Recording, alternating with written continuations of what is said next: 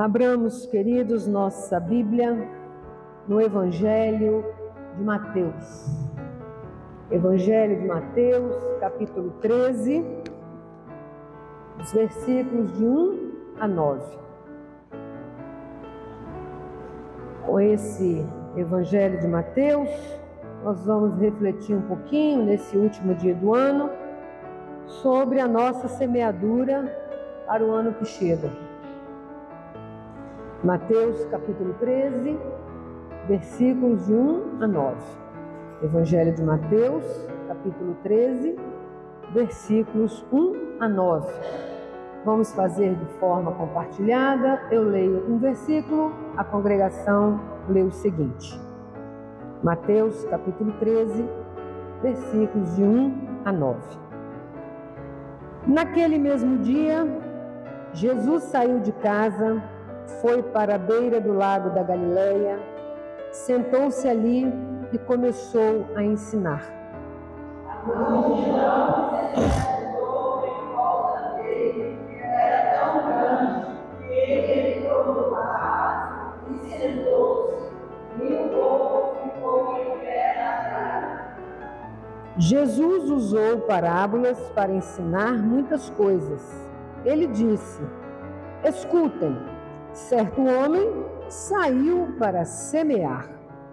Quando estava espalhando as sementes, algumas caíram na beira do caminho, e os passarinhos comeram tudo. Outra parte das sementes caiu no lugar onde havia muitas pedras e pouca terra. As sementes brotaram logo, porque a terra não era funda. Mas quando o sol apareceu e queimou as plantas que eram regadas, porque não tinha raízes. Outras sementes caíram no meio dos espinhos, cresceram e sufocaram as plantas. Mas as sementes que caíram em terra boa produziram na base de 100, 60 e 30 grãos. E Jesus terminou dizendo: se vocês têm ouvidos para ouvir, então ouçam. A congregação pode se sentar. Querido Deus, a tua palavra está diante de nós, que seja ela como semente boa a cair no nosso coração, que também seja terra boa para colher essa semente. Fica conosco, Pai, neste momento de acolhimento da Tua Palavra, por Cristo Jesus, a Palavra viva. Amém, Senhor. Então, queridos, a semeadura para o ano que chega. Cada um de nós, certamente, tem no seu coração muitas intenções para o ano de 2024. São essas intenções, como essas sementes que podem ser lançadas nesse ano que vai começando. E também na parábola contada por Jesus, encontramos ali uma semente, ou várias sementes, que cumpriram não só a finalidade de redundar em fruto, mas o fez com grande êxito, oferecendo espigas com 30, 60 e 100 grãos. Esse resultado, apresentado pelo terreno bom, extrapola em muito as condições normais. Para que nós tenhamos essa proporção, o que acontece com quem entende da agricultura?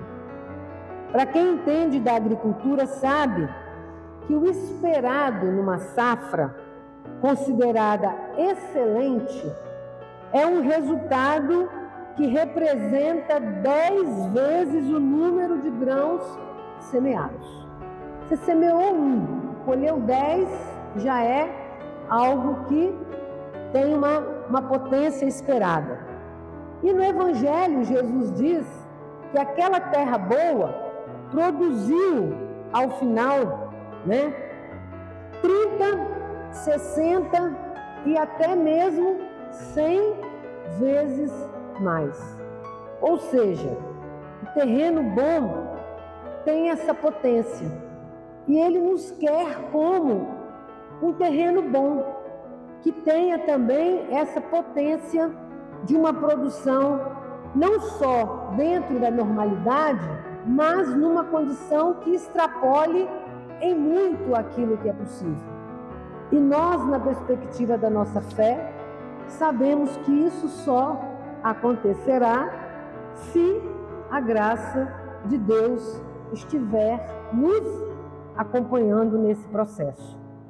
Essa parábola contada por Jesus nos ajuda então a refletirmos sobre a maravilhosa graça de Deus que sempre se manifesta mesmo em meio a conflitos e até fracassos. A terra boa teve êxito, algumas não tiveram o mesmo êxito. Se pensarmos em cada um de nós como um semeador, uma semeadora, e o ano que passou como tempo de semeadura e germinação, quais são os frutos que colhemos agora ao final do ano? Todos corresponderam à expectativa de quando a semente foi lançada? Lá no início de 2023, quem sabe até na virada de 2022 para 2023, todos corresponderam a essa perspectiva? Se isso não aconteceu, quais foram os obstáculos? Nós temos sempre condição de renovo, porque começamos a nossa liturgia dizendo que Deus faz novas todas as coisas. Então é importante, sempre na perspectiva da reflexão do que foi para trás, é nós pensarmos que há possibilidade de algo diferente para frente.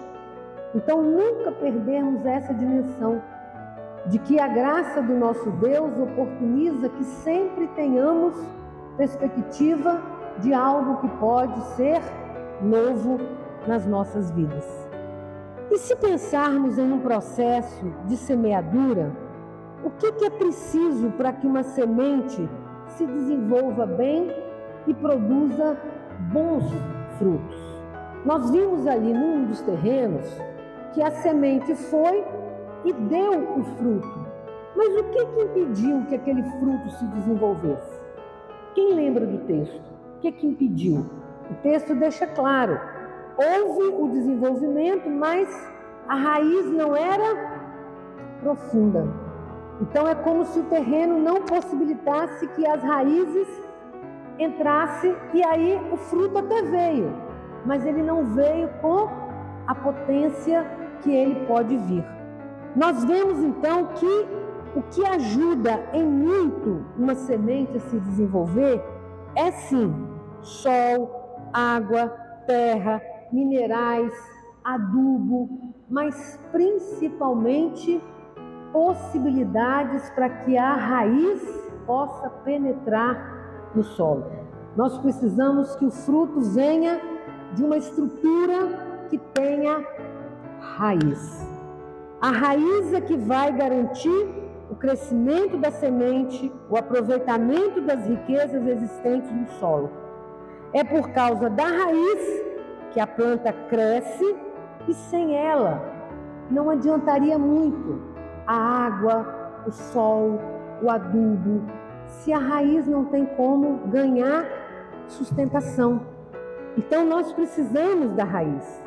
Quando pensamos em nossa vida, quem é a nossa raiz?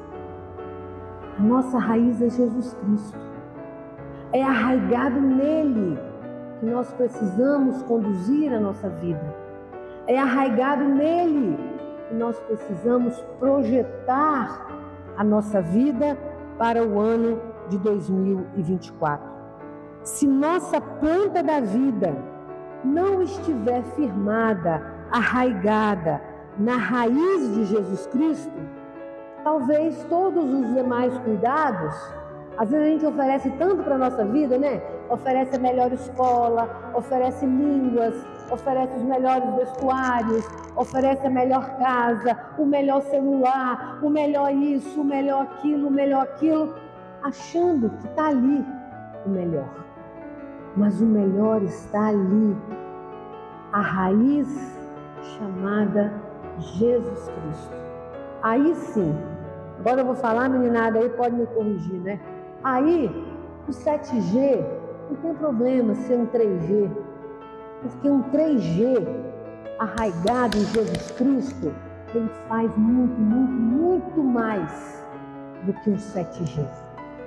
Então, é preciso, nessas viradas de ano, a gente entender o que efetivamente dá razão à nossa vida, aonde a nossa vida precisa estar firmada, em que a nossa vida precisa estar firmada. E nesse Cristo que abre caminhos, nesse Cristo que faz novas todas as coisas, nós temos a condição de penetrar. Eu não sei quantos já viram aqueles filmes, né? Onde vai filmando todo o processo de germinação da semente em ampliado, e a gente vai vendo cada fiozinho assim, ele vai lá na terra, né? E vai abrindo. Isso se chama potência. A nossa potência é Jesus Cristo. Quando estamos arraigados a Ele, aí sim, tudo vai ganhando sentido. E aquilo que é pequeno, às vezes começa a ter uma dimensão que nem a gente esperava. Quando a gente está diante da graça, não é assim? Meu Deus, mas eu nem imaginava que aquilo ali podia redundar naquilo lá. Porque aquilo ali, quando a gente fez, quando a gente se entregou, quando a gente se dedicou, para a gente parecia algo pequeno, mas lá no fundo do nosso coração, o que a gente tinha? Ai, Senhor, eu não sei, mas é o que eu tenho nesse momento para dar. É o que eu tenho nesse momento para investir. E a gente investe ali, né? Ao mesmo tempo pensando que é pouco, mas confiando na graça. E daqui a pouco a gente vê, puxa vida, quem diria que nem a gente entende, porque graça não é para entender, graça é para sentir, graça é para efetivamente se extasiar diante dela, né? Nessa condição, então, se a nossa vida estiver arraigada na raiz Jesus Cristo, tudo, por menor que seja, terá a possibilidade de grandes acontecimentos. Através, então, da parábola do semeador, podemos nos perguntar: será que temos a raiz de nossa vida agarrada em Jesus Cristo? Que tipo de solo que eu sou? Me abro para acolher Jesus Cristo? Que obstáculo até às vezes eu ponho para estar mais arraigado a Jesus Cristo?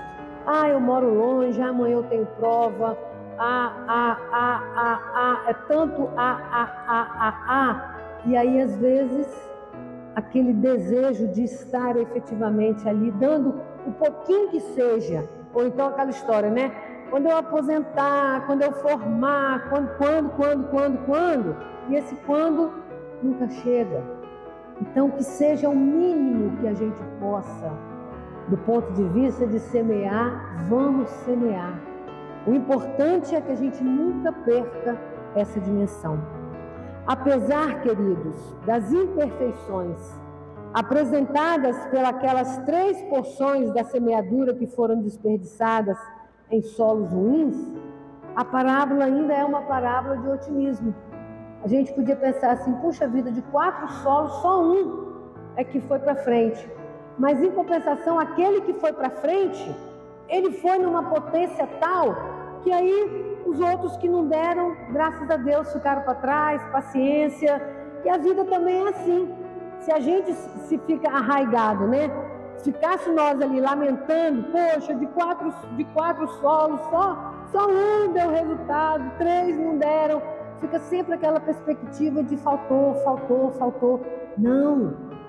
aquele que deu condição da semente ir para frente, como que ele teve uma potência que, entre aspas, compensou os demais solos. Isso é graça de Deus. Nós precisamos começar o ano, viver a nossa vida debaixo da graça de Deus. De que todas as coisas, os desafios virão, mas vamos vivê-los sob a graça de Deus. E assim, queridos, mais um ano está prestes a começar. É um novo tempo de semeadura que o Senhor quer nos oferecer. Como igreja, temos o compromisso de plantar muitas sementes.